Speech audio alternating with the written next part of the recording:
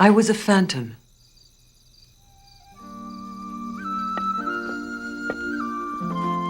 Robbed as an infant of my sight and hearing, I lived like a creature of the deepest ocean waters, feeling my way through a world without light or sound, and only vaguely aware of the concept of life, or even of my own existence. Until I was 7 years old, I was like a ship at sea in a dense fog, groping my way to shore. Only I was a ship without compass or sounding line, and had no way of knowing how near the harbor was.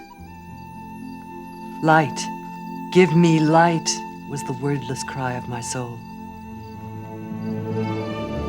Then one day, the most important day I can remember in all my life, the woman who would guide me to shore, my teacher who would reveal all things to me, came to me. I'm filled with wonder when I consider the immeasurable contrast between the two lives this important day connected.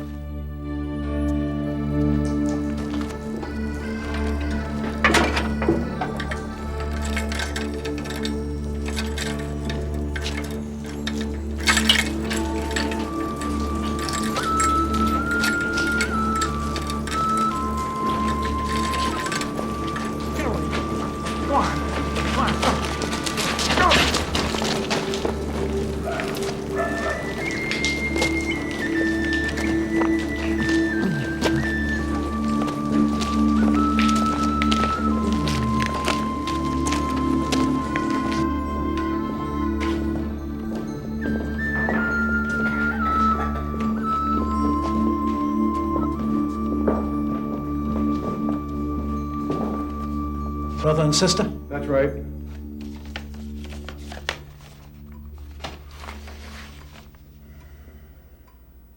Anne Sullivan. Is that your name, Missy? It stinks in here. Yes, I know that, Missy. I'm asking if Anne Sullivan is your real name. My brother's sick. How'll he get better in this stinking hole? Can you tell me that? James and Anne Sullivan are their names. Both parents Irish. Mother's dead, father's missing. The boy is lame, she's almost blind.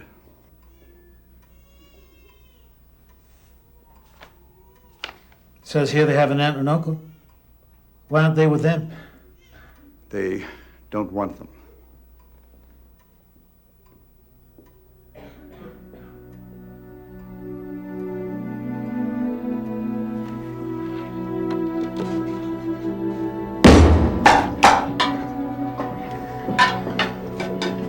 The conditions of teachers' life at the almshouse were almost beyond description. Every rejected form of humankind, it seemed, had been deposited there.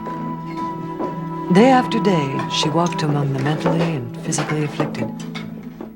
Night after night, she slept with children who were sick or near dying. Death and disease were constant companions. Within 3 months of their arriving, Jimmy passed away from tuberculosis.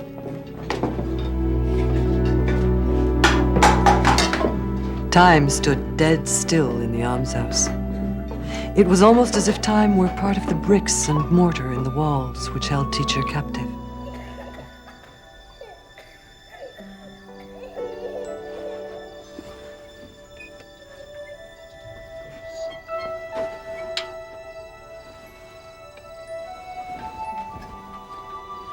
I could hear you thinking. You're a silly girl. You don't know what I'm thinking. I never said I knew what you were thinking. I said I could hear you thinking. My thoughts are pounding away inside of me, no doubt of that. What are they saying? They're telling me how I can leave here. How to leave this place. Then they're lying, and you shouldn't listen. No, they're not. True thoughts never lie. I'm going to do what they tell me to do.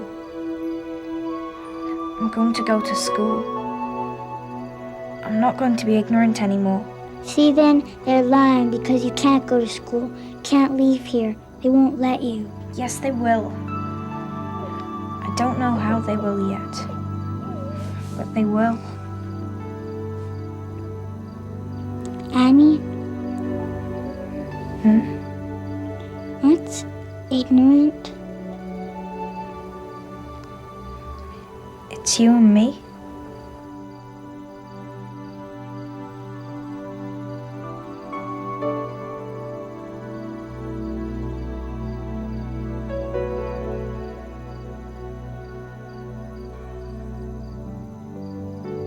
Teacher's mind had grasped hold of an idea. The idea of school. This would be the tool she could use to shed herself of ignorance. And that shedding herself of ignorance would make her free. Yes? My name is Sanborn. I'm from the State Board of Charities. Here for inspection. Is that right? That's right. You've made a trip for nothing. As I'm sure you'll see. I don't think so. What would you like to see? Everything. Yes, well. Follow me then.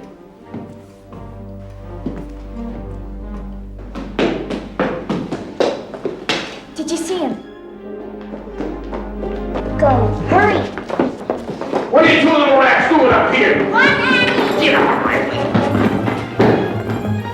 Get back here!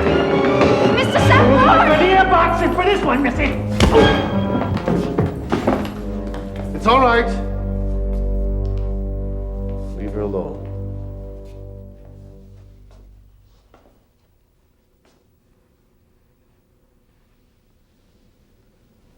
Let go. Nothing will happen to you.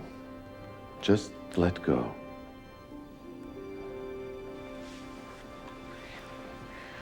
Will you let me talk to you? Mr. Sanborn, my name's Anne Sullivan, and I want to go to school.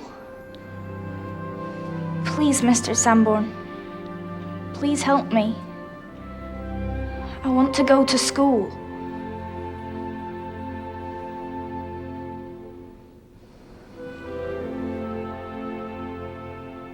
You can barely see.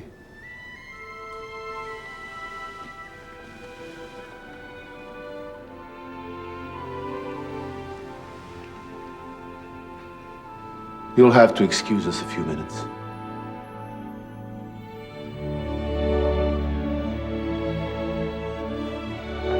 Anne went to school.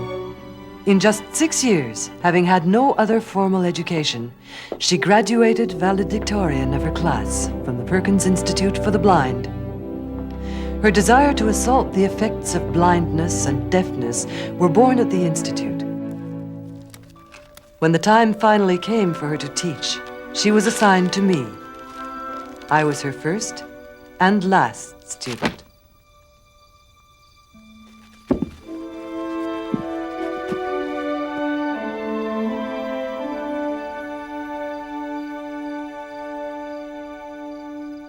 In my life, my body had a birthday, and my soul had a birthday.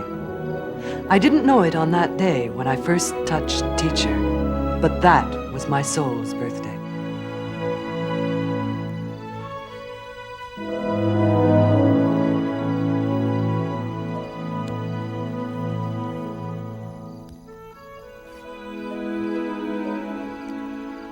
All through that year of 1887, I did nothing but explore with my hands and learn the name of every object I touched.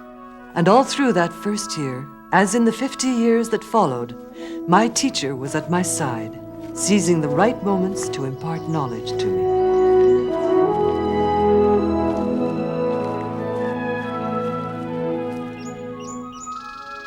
Anyone can take children to the classroom, but only a teacher can lead them to learn. They must feel that liberty is theirs. They must feel the flush of victory. And they must also feel the heart-sinking of disappointment. They must feel these things.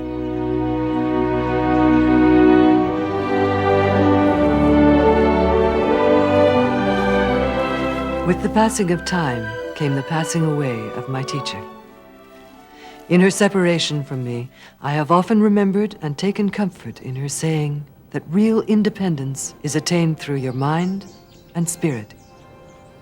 This was the very center of Teacher's work with me, to lessen my physical dependence on her and make it possible for me to someday continue my work without her.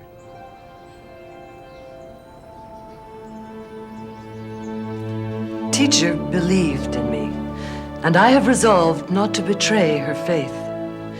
Conscious of her always, I have sought for new ways to give life, and yet more life, to men and women whom darkness, silence, sickness, and sorrow are wearing away. And at times, it seems my teacher, who touched my night to flame, is still about her work, using me to kindle other fires for good.